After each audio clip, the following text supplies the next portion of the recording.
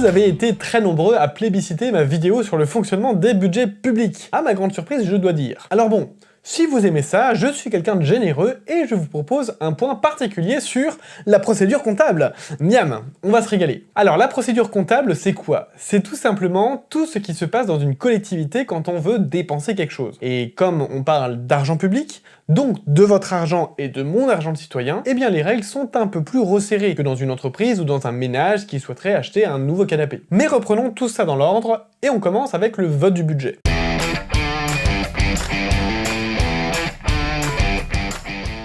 En amont de la dépense, avant même qu'on parle de procédure comptable, il faut d'abord une autorisation budgétaire. C'est-à-dire qu'il faut que les crédits que la présidente de région veut dépenser pour réparer les toilettes d'un lycée aient bien été mis dans un budget et votés par le conseil régional. Si c'est bien le cas, on va pouvoir effectuer la première étape, à savoir l'engagement.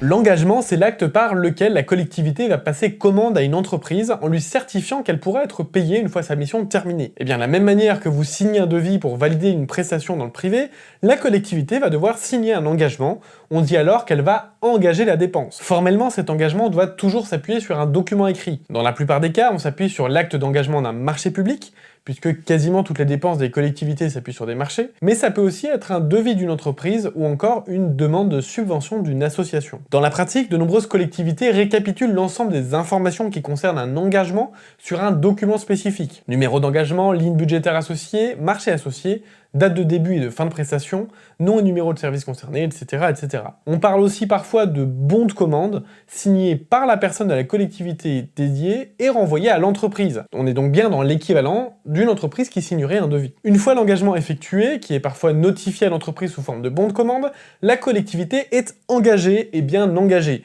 et l'entreprise pourra faire valoir son droit à être payée une fois le service fait. C'est donc à partir de ce moment-là uniquement que l'entreprise va pouvoir débuter sa prestation ou les travaux dont elle a la charge.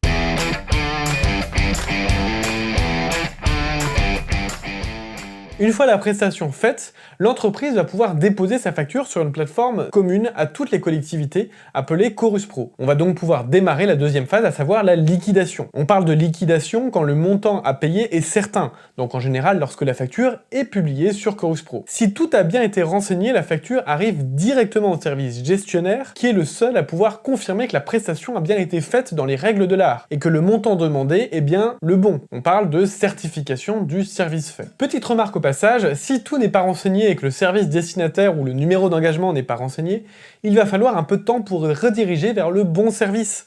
Ce qui peut prendre plus ou moins de temps selon la taille de la collectivité et le caractère explicite de la facture. Et là, on peut se dire que le plus gros est fait et qu'on va pouvoir payer. Mais non! Et je vais vous demander toute votre attention, puisqu'on arrive ici à la plus grande spécificité des finances publiques. La collectivité a l'interdiction formelle et absolue de procéder elle-même au paiement des factures pour les prestations, je rappelle, qu'elle a elle-même budgétées et elle-même commandées. C'est la phase de mandatement et de paiement.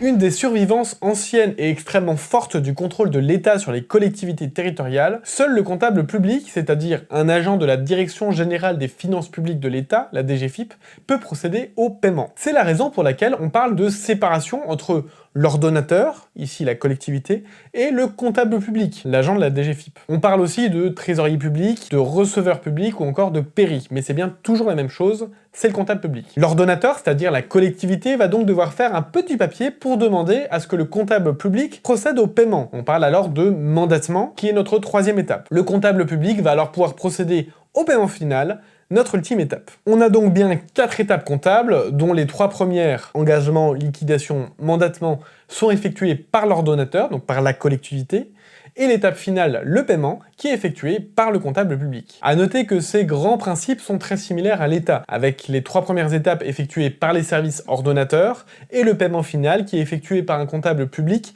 indépendant du ministère et directement rattaché à la DGFiP, et non par le ministère concerné par l'achat. Seule petite nuance, la demande de paiement n'est pas un mandatement, mais un ordonnancement. C'est un ordre de payer qui est transmis au comptable public, qui dispose toutefois des mêmes latitudes pour contrôler et éventuellement refuser de payer qu'en collectivité. Vous voulez en savoir plus? N'hésitez pas à me l'écrire en commentaire si vous voulez que je traite ou que j'approfondisse une question en particulier, et surtout, venez me retrouver sur La Territo, la chaîne qui vous fait prendre de la hauteur sur la vie des collectivités territoriales.